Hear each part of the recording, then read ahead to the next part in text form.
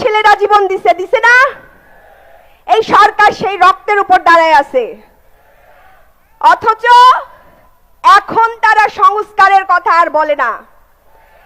এই যে বরিশালের দেয়ালে দেয়ালে গ্রাফিতিতে লেখা ছিল সংস্কারের কথা, রক্ত দিয়ে আমাদের ভাইরা সেই সংস্কারের কথা লিখে গেছে। এখন সংসদে দাঁড়ায় সালাউদ্দিন সাহেব বলে যে নির্বাচনের জন্য আপোষ করে তখন জুলাই সনদের কথা বলছি। হ্যাঁ, কত বড় মুনাফিক, কত বড় বেঈমান হইলে এই ধরনের কথা বলতে পারে?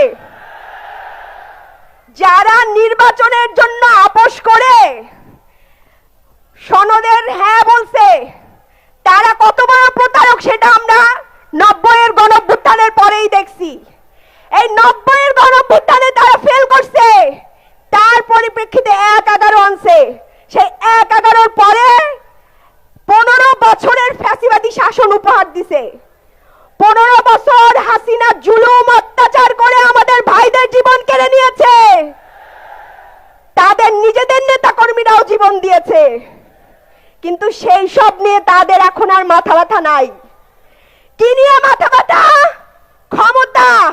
কেমনে ক্ষমতায় থাকবে, কেমনে টেম্পো স্ট্যান্ড দখল করবে, কেমনে চাঁদাবাজি করবে, কেমনে গুম খুন অত্যাচার করবে। ওনারা বোধহয় ভুলে গেছেন এটা জুলাইয়ের পরের বাংলাদেশ, রক্ত দিয়ে লেখা বাংলাদেশ। এই বাংলাদেশে আর এই অত্যাচারের রাজনীতি চলবে না।